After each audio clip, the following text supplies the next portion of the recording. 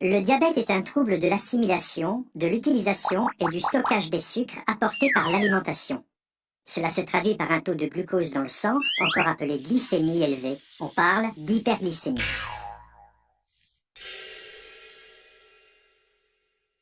Les aliments sont composés de lipides, protides et glucides.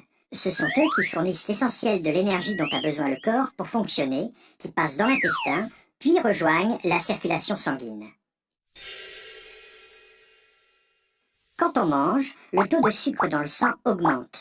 Les glucides sont alors transformés essentiellement en glucose. Le pancréas détecte l'augmentation de la glycémie.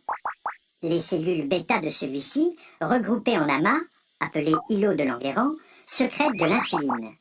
Celle-ci permet au glucose de pénétrer dans les cellules des muscles, des tissus adipeux, ainsi que dans le foie, où il va pouvoir être transformé et stocké.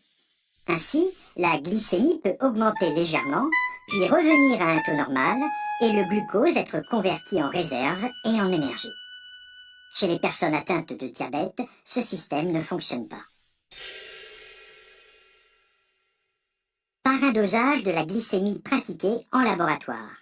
Un diabète est avéré lorsque la glycémie à jeun est égale ou supérieure à 1,26 g par litre à 2 reprises ou à n'importe quel moment de la journée égale ou supérieure à 2 g par litre. Oui, on distingue principalement deux types de diabète.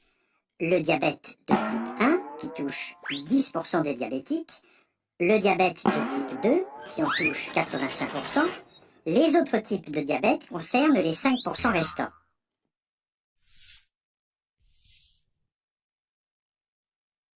Anciennement appelé diabète insulinodépendant et habituellement découvert chez les personnes jeunes, enfants, adolescents ou jeunes adultes, les symptômes sont soif intense, urine abondante, amaigrissement rapide.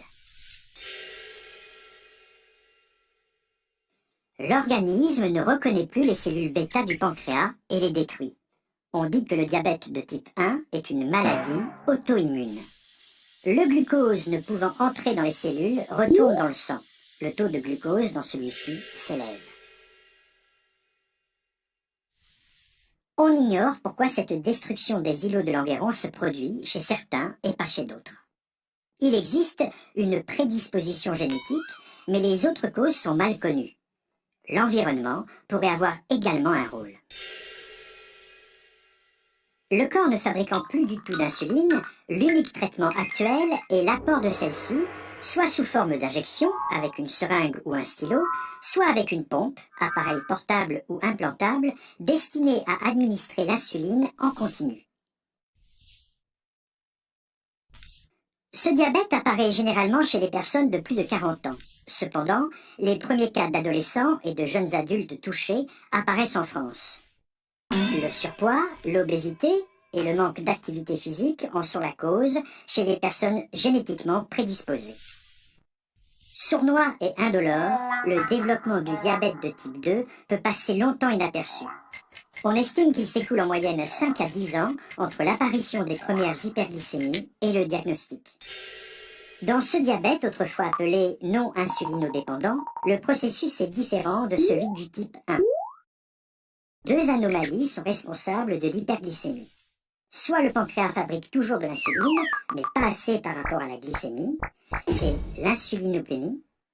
Soit l'insuline agit mal et on parle d'insulinorésistance. Elle ne peut plus réguler la glycémie et cette résistance épuise progressivement le pancréas qui finit par ne plus assurer une production suffisante. Il n'existe pas une cause précise, mais un ensemble de facteurs favorisants.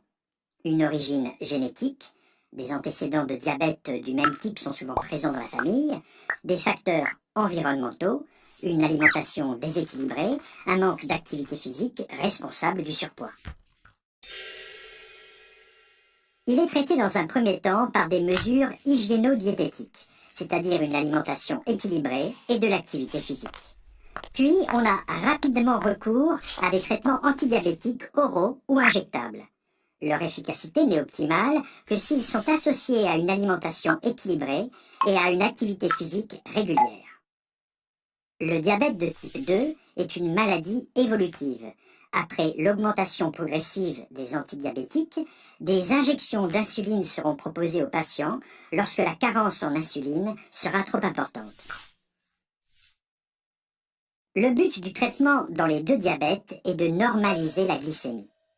Les hyperglycémies répétées et prolongées entraînent à long terme une altération des nerfs et des vaisseaux sanguins présents dans tout le corps.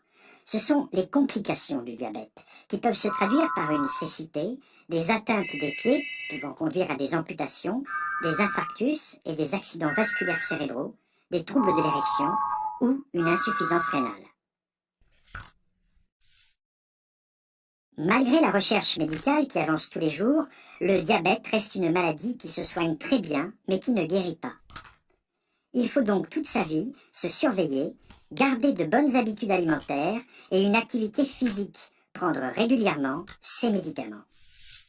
Un diabétique peut donc être un malade en bonne santé. Oui à la qualité de vie.